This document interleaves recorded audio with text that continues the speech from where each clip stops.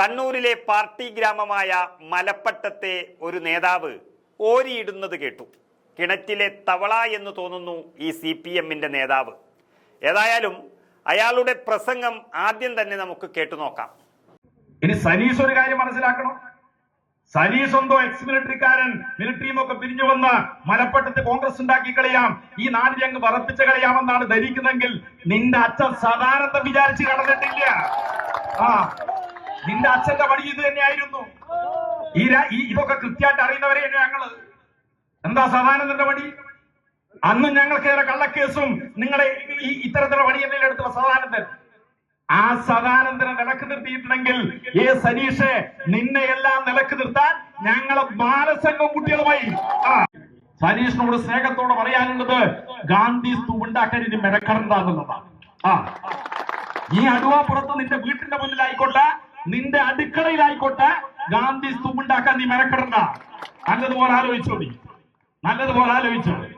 നീ ഗാന്ധി സ്തൂപ് ഉണ്ടാക്കിയിട്ട് അടുവാപ്പുറത്തെ പാർട്ടി അങ്ങ് ശരിപ്പെടുത്തി കളയും. ഇക്കാലത്ത് ഇത്രയും വിഡ്ഢിയായ ഒരു നേതാവ് ഉണ്ടാകുമോ എന്നതാണ് എല്ലാവരും പറയുന്ന അഭിപ്രായം.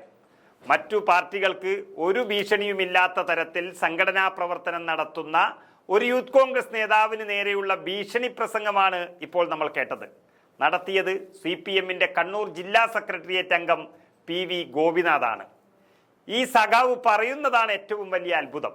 അതായത് മലപ്പട്ടത്ത് ഇനിയും ഗാന്ധി സ്തൂപം ഉണ്ടാക്കാൻ മെനക്കെടണ്ട എന്നാണ് PV ഗോപിനാഥിന്റെ ഭീഷണി.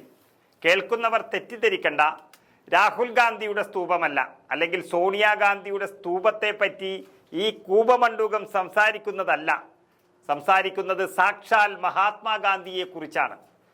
ഗാന്ധിജി മുന്നിൽ നിന്ന് നടത്തിയ ക്വിറ്റ് ഇന്ത്യ സമരത്തെ ഒറ്റുകൊടുത്ത കമ്മ്യൂണിസ്റ്റുകാരന്റെ യഥാർത്ഥ സന്തതിയാണ് മലപ്പട്ടത്ത് നമ്മൾ കണ്ടത്.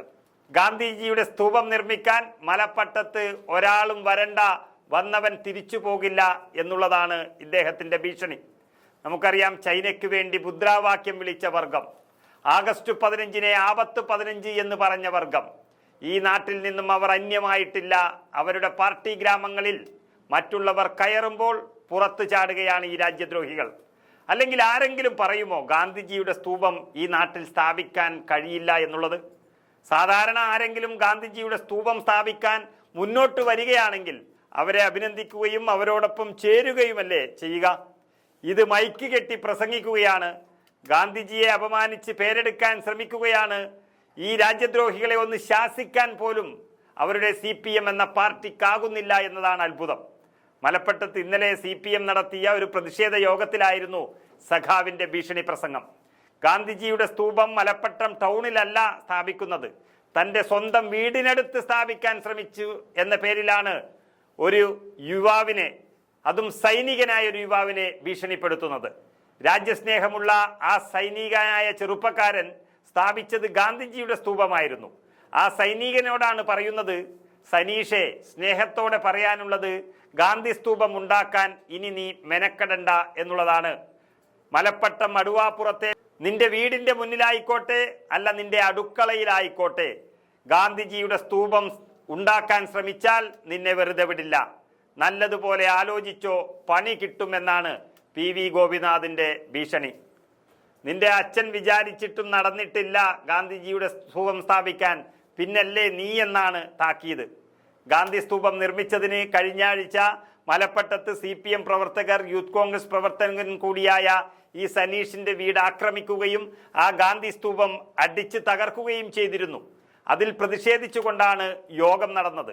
യൂത്ത് കോൺഗ്രസിന്റെ സംസ്ഥാന അധ്യക്ഷൻ എന്നുള്ള നിലയിൽ രാഹുൽ മാങ്കൂട്ടത്തിൽ MLA-യുടെ നേതൃത്വത്തിൽ നടന്ന കാൽനട ജാഥയിലും പ്രതിഷേധ സമ്മേളനത്തിലും CPM യൂത്ത് കോൺഗ്രസിന്റെ സംഘർഷവും ഉണ്ടായി.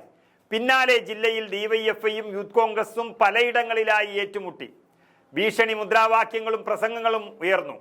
അങ്ങനെ ചുരുക്കി പറഞ്ഞാൽ ഗാന്ധി സ്തൂപം സ്ഥാപിച്ച യൂത്ത് കോൺഗ്രസിനെയും യൂത്ത് കോൺഗ്രസിന്റെ നേതാവിനെയും ആക്രമിക്കുന്ന രാജ്യദ്രോഹികളായി CPM മാറിയിരിക്കുന്നു.